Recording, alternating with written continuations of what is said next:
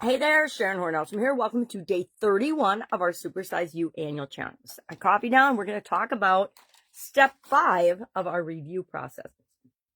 I said that wrong. Of our super process. This is a process that we're going to use the last 5 days of every month, or close to the last 5 days of every month, for each of the different areas and aspects of the life framework. Remember, we've got our 9-part life framework that we're looking at as a framework for structuring our life. Why? Because we need a way and a frame of reference to plan and create the life that we want. It doesn't just happen on autopilot. Unless you're a very special human with very special visualization, manifestation, self-awareness, and amazing skills. It won't happen automatically. I can't think of anybody that it just happened automatically for. Everybody who's ever achieved anything of significance in their life or in the lives of others has had to deal with all of these different areas. We just don't talk about it. So I don't know, years ago, I decided I need to live by some kind of framework. I think it was probably right after I'd gotten out of college and I'd gotten my first job. And no, I was still in college when I started to realize that, hey, I've got to have some personal development goals and skills. How do I get these? And I ran across Tony Robbins. I was in the hospital in Valley, Nebraska, and I ran across Tony Robbins' late night infomercial. And that's what really got me started on my personal development journey, learning about personal development, learning about what makes us as humans tick and how we can actually create the lives that we want. So today, and now every year I create my own process because it's fun, or we create our own process depending on, sometimes I end up doing it myself. The first one I think I did by myself, but then the rest of them I've done with other people. This one I came up with by myself the day before I started it. Because I'm like, all right, we need a process for the end of the year because we want to install that as a tool in our subconscious toolbox that will always be working to give us better and better options, outcomes, results than if we didn't have a process that we actually use. And then when something's big or important, we can pull it up to our conscious and we can actually go through the steps consciously instead of doing it just subconsciously. And we do that through repetition. So R stands for review and evolve. What the heck does review and evolve mean? It means that we look at, on some frequency, a couple of key performance indicators, which are big in the business world, but maybe not so much in your world, but things that we can measure to tell us if we're moving from where we are to where we want to go at all.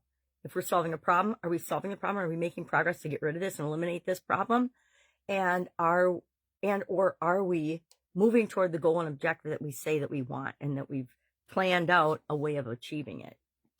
And again, we're not focusing 100% on how is it going to happen. We just have to do the next step. And then, like they say, you take the first step and the staircase appears. It's so true. And unless you ever take that first step, you're going to never know that it's true for you because you never step out of your comfort zone long enough to experience it firsthand. So Virginia's story, we've been following her this week with respect to a financial goal or objective.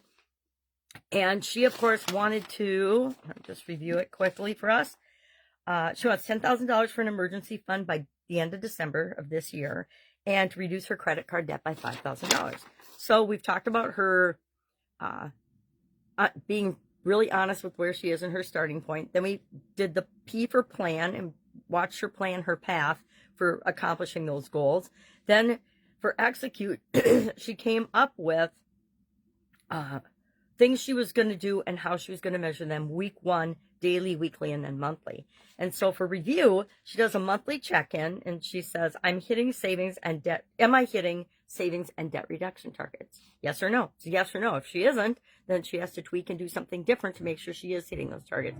And maybe she had a car or a home challenge, maybe the refrigerator broke and she had to get a new refrigerator, so she couldn't do that. Whatever it might be, life comes up all the time and we need to be flexible enough to roll with it and not abandon our plan just because there's one little hiccup.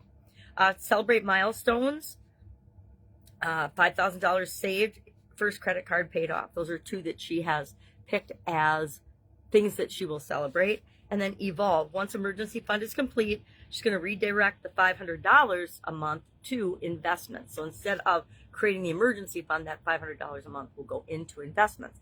And that'll add up really fast, right? I think we forget about the power of compound interest and things. All right. So what are we going to do today? We are going to review and evolve. And we want to have a plan for that because we probably haven't done enough things yet to know if we filled the gap or not all the way, or if we're making progress to fill the gap.